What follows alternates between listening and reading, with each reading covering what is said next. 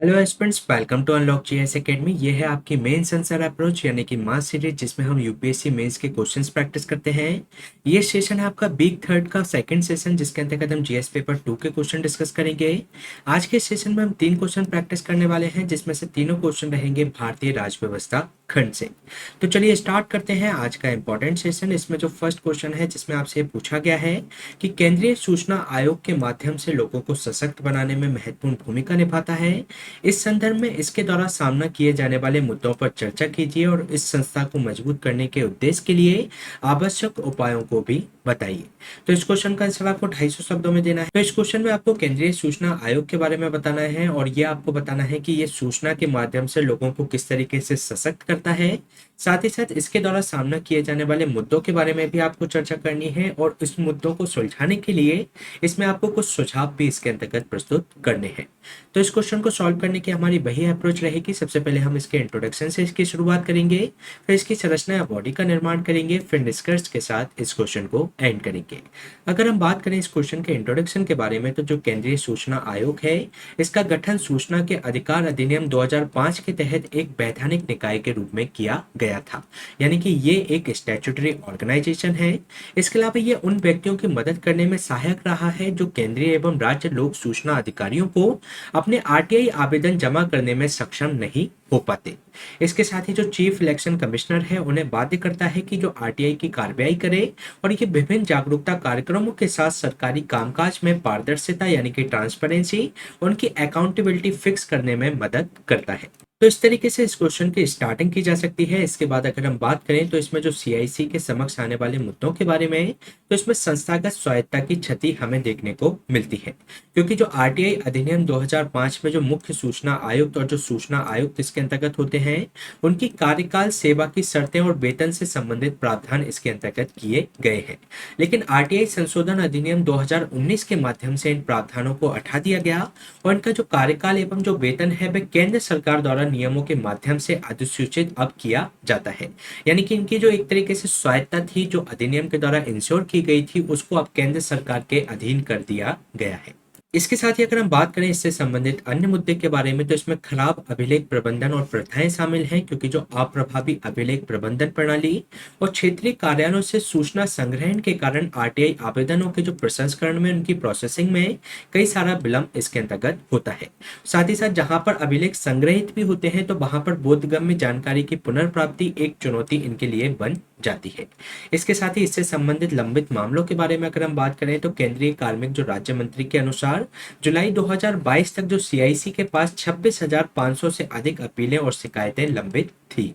इसके साथ ही अगर हम बात करें इससे संबंधित अन्य मुद्दे की, तो इसमें परिवर्तनीयता का मुद्दा है, क्योंकि ये जो अधिनियम है, सूचना आयुक्तों को अपने निर्णय को लागू करने के लिए पर्याप्त अधिकार नहीं देता।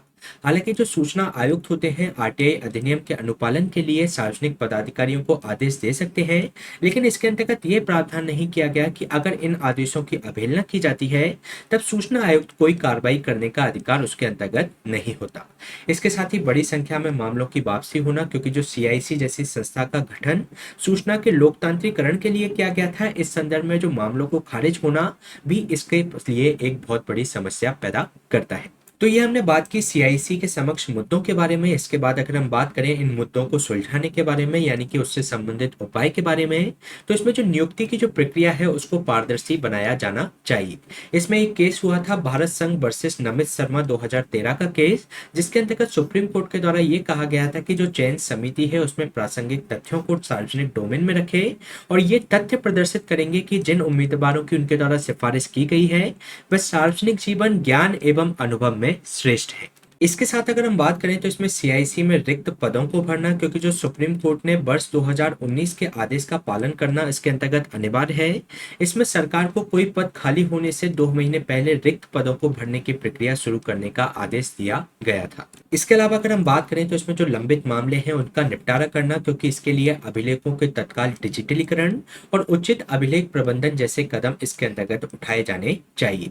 इसके साथ ही इसमें जो अपील दायर करने की जो प्रक्रिया है, उसको अनुकूल बनाया जाना चाहिए, क्योंकि जो शिकायतों को सरसरी तौर पर देखकर एक कमी के कारण उन्हें वापस करने की बजाय अपील और शिकायत दर्ज करने में लोगों की सहायता इसके अंतर्गत करनी चाहिए। तो ये हमने बात की सीआईसी से संबंधित उपायों के बारे में। अगर हम बात करें इस क्वेश्चन के निष्कर्ष के बारे में, तो ये सुनिश्चित करने के लिए कि जो सभी सार्वजनिक प्राधिकरण है अपने कामकाज को इस तरीके से निर्वहन करें कि ये जनहित को बनाए रखें। इसके साथ ही सीआईसी को लोगों के प्रति जवाबदेह बनाना महत्वपूर्ण है और संसदीय समिति द्वारा जांच इस दिशा में प्रभावी कदम हो सकती है। तो ये क्वेश्चन हमने डिस्कस किया जीएस पेपर 2 के भारतीय राज्य व्यवस्था खंड से। चलिए चलते हैं नेक्स्ट क्वेश्चन पे। नेक्स्ट क्वेश्चन भी आपका जीएस पेपर 2 के भारतीय राज्य व्यवस्था खंड से है, जिसके अंतर्गत आपसे पूछा गया है कि विधि के शासन से आप क्या समझते हैं, स्पष्ट कीजिए कि ये जो विचार है भारत के संविधान में कैसे परिलक्षित होता है। तो इस क्वेश्चन का आंसर आपको 250 शब्दों में देना है, जिसमें आपको ये बताना है कि विधि के शासन से क्या तात्पर्य होता है। इसके अलावा आपको ये बताना है कि जो हमारा भारत का कॉन्स्टिट्यूशन है उसके अंतर्गत ये जो विचार है किस तरीके से दिखाई देता है। तो इस क्वेश्चन को सॉल्व करने की हमारी वही अप्रोच रहेगी। अगर हम बात करें इस क्वेश्चन के इंट्रोडक्शन के बारे में, तो विधि के शासन को जो एबी डाइसी के अनुसार अगर हम बात करें तो विधि के शासन का तात्पर्य होता है स्वेच्छाचारी शक्ति के अभाव में नियमित विधि की पूर्ण सर्वोच्चता और प्रधानता इसके अंतर्गत होती है। ये कार्यपालिका की उसकी जो स्वच्छारिता होती है और जो उसका स्वविवेक होता है उसके अस्तित्व का ये अपवर्जन करता है। इसके साथ ही संविधानवाद या जो सीमित सरकार विधि के शासन का ये सार है। इसके साथ ही केवल एक ऐसा राज्य ही है जो विधि द्वारा शासित होता है और न्याय में समता के आदर्शों को आत्मसात इसके अंतर्गत करता है, और यही जो राज्य होता है वह विधि के शासन वाला राज्य कहलाता है। तो इस तरीके से इस क्वेश्चन की स्टार्टिंग की जा सकती है। इसके बाद अगर हम बात करें एबी डाइसी का विधि के शासन के बारे में, तो इन्होंने सबसे पहले बताया इसके अंतर्गत विधि की सर्वोच्चता होनी चाहिए, किसी भी व्यक्ति को विधि के स्पष्ट उल्लंघन के सिवाय दंडित इसके अंतर्गत नहीं किया जाना चाहिए। साथ ही साथ इसमें मनमाने तरीके से गिरफ्तारी से सुरक्षा और स्वयं का बचाव इसके अंतर्गत शामिल होता है। इसके साथ उन्होंने विधि के समक्ष समता की बात की, जिसमें सभी समान, चाहे उनका पद कुछ भी हो, लेकिन इसके अंतर्गत सभी व्यक्ति समान होते हैं, चाहे वह प्रधानमंत्री हो चाहे भारत का आम नागरिक हो, वह विधि के समक्ष सभी समान इसके अंतर्गत होते हैं। इसके अलावा विधिक भावना की इसके अंतर्गत प्रबलता होती है। संविधान न्यायालय द्वारा परिभाषित और लागू किए गए व्यक्तिगत अधिकारों का इसके अंतर्गत परिणाम होता है। तो ये हमने बात की एबी डाइसी के विधि के शासन की अवधारणा के बारे में। इसके साथ अगर हम बात करें तो हमारा जो भारत का संविधान है उसके अंतर्गत विधि के शासन का विचार किस तरीके से परिलक्षित होता है, तो इसमें जो हमारा आर्टिकल 13 सब क्लॉज 1 है, तो उसमें ये उपबंध किया गया है कि विधायिका द्वारा कोई भी कानून संविधान के अनुरूप ही बनाया जाना चाहिए। ऐसा न करने पर उसे अवैध या शून्य घोषित किया जा सकता है। इसके अलावा जो हमारा आर्टिकल 14 है, जो कि विधि के समक्ष समता और विधियों के समान संरक्षण के सिद्धांत को इसके अंतर्गत निर्धारित किया गया है।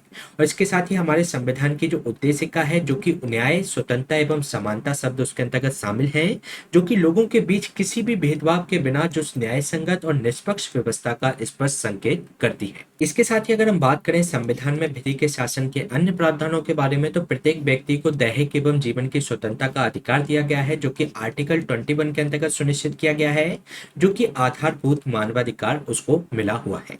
इसके साथ ही जो विधि का शासन है, यानी कि जो रूल ऑफ लॉ है, संविधान की मूल संरचना में ये विद्यमान है, यानी कि ये पूरे संवैधानिक ताने बाने में व्याप्त है। इसमें जो मूल संरचना का सिद्धांत है, जो 1973 में जो केशवानंद भारती का केस हुआ था, जिसके अंतर्गत उसमें कहा गया था कि जो संसद है संविधान के किसी भी मूलभूत अधिकार में या किसी भी प्रावधान के अंतर्गत चेंज कर सकती है, लेकिन वो संविधान का जो मूल ढांचा है उसके अंतर्गत कोई भी चेंज नहीं कर सकती। तो इसमें जो विधि का शासन है संविधान का मूल ढांचा है, जिसके अंतर्गत संसद उसको चेंज नहीं कर सकती। इसके अलावा विधि के शासन को बनाए रखने के लिए जो न्यायपालिका की जो स्वतंत्रता है उसको इसके अंतर्गत सुनिश्चित की गई है, और जो न्यायपालिका है वह विधि को सार्थक एवं प्रभावी बनाने का कार्य उसको सौंपा गया है। इसके साथ ही जो हमारे संविधान के अंतर्गत संवैधानिक सर्वोच्चता निर्धारित की गई है, जिसमें कार्यपालिका एवं विधायिका संविधान से ही अपने अधिकार प्राप्त करते हैं, यानी कि जो ब्रिटिश के अंतर्गत संसद की सर्वोच्चता है उसके विपरीत भारत के अंतर्गत संवैधानिक सर्वोच्चता विद्यमान है। इसके अलावा जो आर्टिकल 32 दिया गया है, जो कि सुप्रीम कोर्ट को इसके अंतर्गत बंदी प्रत्यक्षीकरण यानी कि हैपियस कॉर्पस, परमादेश यानी कि मैंडेमस, प्रतिषेध यानी कि प्रोविशन, अधिकार प्रक्षा यानी कि क्यूबरंटो, और जो उत्प्रेषण यानी कि इसके अंतर्गत सर्सियोररी, तो इस तरीके की जो रिट हैं, जो कि 5 रिट इसके अंतर्गत दी गई हैं, तो उसको जारी करने की शक्ति देता है। इसके अलावा सुप्रीम कोर्ट को न्यायिक समीक्षा की शक्ति भी दी गई है, जिससे कि ये विधि के शासन को संरक्षित कर पाता है। तो ये हमने बात की हमारे भारतीय संविधान के अंतर्गत विधि के शासन का परिलक्षण के बारे में। इसके बाद अगर हम बात करें इस क्वेश्चन के निष्कर्ष के बारे में, तो जो विधि की सर्वोच्चता है वह भावना है जो न्याय और समानता का आधारित जो संविधान को संचालित करती है। इसके साथ ही विधि के शासन द्वारा ये स्थापित है। अगर हम बात करें विधि के शासन के विकास की, तो ये मानवाधिकारों से भी जुड़ा हुआ है। साथ ही साथ जो हमारे पुरातन कानूनों को निरस्त करना, कानूनों के दुरुपयोग को रोकना, राजनीति के अपराधीकरण को रोकना, विधि के शासन को बनाए रखने की दिशा में कार्रवाई हो सकती है। तो ये क्वेश्चन हमने डिस्कस किया जीएस पेपर 2 के भारतीय राज व्यवस्था खंड से। चलिए चलते हैं नेक्स्ट क्वेश्चन पे। नेक्स्ट क्वेश्चन भी आपका भारतीय राज व्यवस्था खंड से है। इस क्वेश्चन में आपसे ये पूछा गया है कि यद्यपि भारत में सरकार की संसदीय प्रणाली मुख्य रूप से ब्रिटिश संसदीय मॉडल पर आधारित है, तथापि ये कभी भी ब्रिटिश प्रणाली की प्रतिकृति नहीं बनी। तो इस बात को आपको सविस्तार वर्णन करना है। तो इस क्वेश्चन का आंसर आपको 250 शब्दों में बताना है, जिसके अंतर्गत आपको ये बताना है कि जो भारत सरकार की संसदीय प्रणाली है ये ब्रिटिश संसदीय मॉडल से ली गई है, लेकिन ये ब्रिटिश संसदीय मॉडल की पूरी तरीके से प्रतिकृति नहीं है। तो इस क्वेश्चन को सॉल्व करने की हमारी वही अप्रोच रहेगी। अगर हम बात करें इसके इंट्रोडक्शन के बारे में, तो जो भारतीय संविधान है इसमें केंद्र एवं राज्यों में संसदीय सरकार की स्थापना हेतु प्रावधान किया गया है। इसके अलावा संसदीय प्रणाली विधायिका एवं कार्यपालिका के मध्य सहयोग और उनके समन्वय के सिद्धांत पर आधारित होती है, न कि इन दोनों के मध्य शक्तियों के कठोर एवं सुस्पष्ट पृथक्करण पर। इसके साथ ही भारत के द्वारा ब्रिटिश मॉडल पर आधारित जो सरकार की संसदीय प्रणाली है उसको भारत के द्वारा अपनाया गया है। तो इस तरीके से इस क्वेश्चन की स्टार्टिंग की जा सकती है। इसके बाद अगर हम बात करें दोनों देशों की संसदीय प्रणाली के मध्य साझा विशेषताओं के बारे में, तो दोनों देशों के बीच में नाम मात्र एवं वास्तविक कार्यपालिका की उपस्थिति है। नाम मात्र यानी कि जैसे कि राष्ट्रपति और उनके यहाँ पर जैसे हो गया वहां का प्रिंस। इसके अलावा वास्तविक कार्यपालिका यानी कि जो प्रधानमंत्री और उसकी जो परिषद होती है वह इसके अंतर्गत वास्तविक कार्यपालिका के रूप में कार्य करती है। उसी तरीके से ब्रिटेन में भी एक वास्तविक कार्यपालिका का प्रावधान है। इसके साथ ही विधायिका के प्रति कार्यपालिका एवं उसका सामूहिक उत्तरदायित्व होना है। इसके साथ ही अगर हम बात करें भारत और ब्रिटेन दोनों के अंतर्गत कार्यपालिका के सदस्यों को विधायिका का सदस्य होना अनिवार्य है। जैसे कि अगर हम बात करें प्रधानमंत्री की परिषद के बारे में, तो उसमें जो मंत्री होता है उसे लोकसभा का सदस्य इसके अंतर्गत होना अनिवार्य है। इसी के साथ अगर हम बात करें राज्यों की, तो इसमें जो सीएम की परिषद होती है उसमें जो मंत्री होता है उसे विधानसभा का सदस्य होना अनिवार्य होता है। इसके साथ ही अगर हम बात करें भारत में निम्न सदन यानी कि लोकसभा और ब्रिटेन के अंतर्गत जो हाउस ऑफ रिप्रेजेंटेटिव है उसका विघटन इसके अंतर्गत होता है। इसके साथ ही प्रधानमंत्री के नेतृत्व में जो बहुमत प्राप्त दल होता है उसका शासन इसके अंतर्गत होता है, यानी कि वह एग्जीक्यूटिव का निर्माण करती है। तो ये हमने बात की भारत और ब्रिटेन दोनों के अंतर्गत जो संसदीय प्रणाली है उनके बीच में मिली जुली विशेषताओं के बारे में। अगर हम बात करें तो इसमें जो भारत के द्वारा जो संसदीय प्रणाली है वह ब्रिटिश मॉडल की पूरी तरीके से प्रतिकृति नहीं है, यानी कि इसके अंतर्गत कई सारे जो प्रावधान हैं वह अलग अलग हैं। जैसे कि इसमें जो संवैधानिक संप्रभुता को अपनाया गया है भारत के द्वारा, बल्कि संसदीय संप्रभुता है वह ब्रिटेन के अंतर्गत देखने को मिलती है। जैसे कि ब्रिटेन में संसद एक सर्वोच्च संस्था है और ये बिना किसी प्रतिबंध के संविधान में संशोधन कर सकती है। इसके विपरीत जो भारत में जो लिखित संविधान है वह संघीय प्रणाली, न्यायिक समीक्षा और मौलिक अधिकार जो संसद की शक्ति को सीमित इसके अंतर्गत करते हैं। इसके साथ ही जो भारत और ब्रिटेन के बीच में निर्वाचित नाम मात्र और कार्यकारी प्रमुख के बीच में अंतर देखने को मिलता है। जैसे कि अगर हम बात करें भारत में, तो जो राष्ट्र का प्रमुख होता है वह एक निर्वाचित व्यक्ति होता है, अर्थात जो राष्ट्रपति होता है उसको भारत में चुना जाता है, जो कि सरकार की एक रिपब्लिक प्रणाली को दर्शाता है। इसके अलावा जो ब्रिटेन का जो राष्ट्र प्रमुख होता है वह वंशानुगत है, यानी कि वहां पर राजशाही चलती है। इसके साथ ही अगर हम बात करें दोनों देशों के बीच में अन्य अंतरों के बारे में, तो प्रधानमंत्री को निम्न सदन का सदस्य होना भारत में आवश्यक नहीं है। भारत में जो प्रधानमंत्री है किसी भी सदन का सदस्य हो सकता है। जैसे कि हमारे पूर्व प्रधानमंत्री मनमोहन सिंह थे तो वे राज्यसभा से सदस्य थे। इसके अलावा जबकि ब्रिटेन में अगर हम बात करें तो अनिवार्यतः निम्न सदन का सदस्य उनको होना आवश्यक है, यानी कि उनको हाउस ऑफ पीपल का सदस्य होना इसके अंतर्गत जरूरी है, क्योंकि इसमें हाउस ऑफ लॉर्ड्स जो इसमें उच्च सदन होता है उसका मेंबर वह नहीं हो सकता। इसके साथ ही इसमें जो अन्य अंतर है जिसमें मंत्री बनने हेतु संसद की सदस्यता आवश्यक नहीं है भारत के अंतर्गत।